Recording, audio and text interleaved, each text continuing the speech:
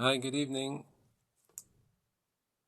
It is now Saturday night after Shabbat on the 24th of Kislev, 5783, December 17th or something, 2022. I'm here in Jerusalem. I wanted to summarize for you what we discussed this week, Thursday afternoon, in the 11th episode of the Uyghur Israel Fellowship. The Uyghurs, as you know, are being persecuted in China by the government, the Chinese Communist Party, and thousands of them are in internment camps. And unfortunately,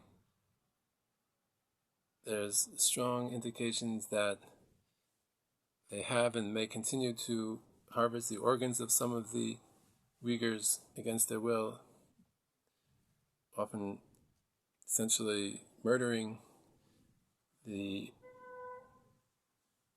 Uyghurs that they arrest for no reason, for their organs, to sell their organs abroad and for party officials who need them. And so our fellowship meets with people who investigate and know about what's going on over there. And this week we had our 11th meeting, and I want to summarize some of what was discussed. So first of all, Dr. Enver was the chairman. Dr. Enver Tatibukta, who was the chairman of the fellowship, he shared with us a little bit about what's going on in recent month or so, or past 3 months, or particularly the past month in China, and giving his interpretation. And then Ethan Gutman, who was the author of several books, 2 books at least, about Japan, about China, and its treatment of the Uyghurs. Ethan Gutman, who is now doing investigative work in Taiwan, he responded and also gave his interpretation, and I'd like to share that with you. You can also see the live Zoom meeting on Rumble. If you look up the Root and Branch Association Uyghur Israel Fellowship. So Dr. Enver said that there is indications that, not indications, it's known that the Chinese government has relaxed, due to public pressure in large part, has relaxed some of the lockdowns which they've had for the past 3 years. And he discussed that, and he said that there's indications that infections are up and the hospitals are getting full. And there's concern that maybe like up to 2 million people might die from getting COVID. He also pointed out that it was a part of the reason that the Chinese people are getting more upset about the lockdowns is that they saw in the World Cup games that most of the world is not still wearing masks. Most of the world is not wearing masks at the World Cup and elsewhere. And so they realize that they're living in a different reality. He also pointed out that there's been large protests in China in recent weeks and months. And some of the largest protests were about these fires. There was 3 fires, basically 3 known fires in 3 cities. And the last one, which is in the city where Dr. Enver comes from, it's called something like Chimchi or something. I'm not sure the exact name of the city. But when there was a fire there, and a number of Uyghurs actually killed in this fire, so there was a lot of expression of sympathy and protest among the general Chinese people. People were in lockdown. They couldn't get out of their houses. There was fires, and they died as a result of the fires. And he pointed out that this is also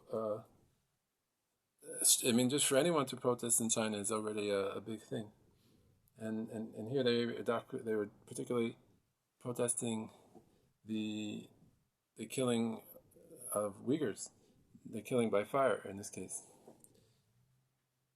So Dr. Ethan Goodman then responded and he said that he doesn't think that there's going to be a lot of people dying from COVID in China. He thinks it's mostly Omicron, which is unpleasant, but it's basically a flu or flu-like symptoms, and most of them will probably survive. And he said that also contributed. People saying, "Why are we been so locked down?" etc. Dr. Ethan also pointed out that it perhaps may be significant indeed that people protested, lit candles for the Uyghurs, because the Uyghurs are the persecuted and demonized minority in China, and the fact that they told them that they're the problem and everything, that's what the Chinese government tells the general populace, and the fact that people actually protested them getting killed, responded to that, made sure also that they're somehow are not buying the government lines. He found that significant. Dr. Ethan Goodman also brought our attention to the congressional report, the U.S. congressional report. He said that they put the U.S. Congress, one of the subcommittees or one of the committees, put together a small team, a good team, according to Ethan, to investigate the virus's origins, and they recently published a 35-page summary, as it were. Their findings are much longer, but a summary, and they've lent their opinion that there is significant evidence that the virus could have come from the Chinese lab in Wuhan. He pointed out also that Toy Reed was part of this committee.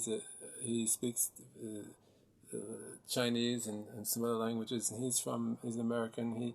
He worked in the State Department, and he still works in the State Department, and Ethan Goodman said that several years ago, when his book came out in 2008 about the slaughter, about the Chinese organ harvesting trade. So Toy Reed, who was then a congressional staffer, he was one of the people who read all of his things, and when he was asked in some congressional committee meeting, what do you think about this? And he said, yes, I think there's a good chance this is happening, and people really took notice at that point, and this article about him, or there's an article in Vanity Fair, which Vanity Fair was one of the two magazines, journals which did this research, and I just read that online tonight after I hadn't heard about this article. It's a very, very interesting article. I suggest you read it. And he talks about how they use Toy Reed's role in this committee, the congressional committee, was to see how the Chinese officials are talking to each other, and they access public available things about how the communications between the labs and the Chinese government. And he says you can see if you have to understand what they're saying when they never want to say this happened, but they talk in a more secretive, generalized way about problems, etc. And he says he can, and based on when those were, when the dates were, and who visited and when. So the article comes to the strong conclusion, or comes to the conclusion that there's a strong chance that they had biosecurity problems, crises there around November 2019, and that safety standards were subpar, and that bad things may happen. They had a lot of pressure from the Chinese government to produce results in the biotechnological industry, and they may not have had all the security precautions that they should. This is something I've heard from other people who have been involved in Chinese pharmaceutical companies, that there's this attitude, now, not necessarily all the safety precautions that you might need.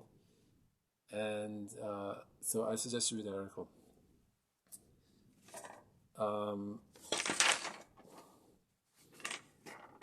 So what does this mean for us? I think it means that we, as people who deal with China, have to continue to, through the companies that are dealing there with them, to demand that the Uyghurs be freed from the internment camps. There may even be a certain amount of sympathy, hopefully within a certain element of the Chinese population, for them, and it's a good time for us in the West, outside China, to voice our solidarity with the Uyghurs and to push, using our economic pressure and our whatever other moral pressure we might be able to exert, to demand that the Uyghurs be freed. So thank you, and have a happy Hanukkah.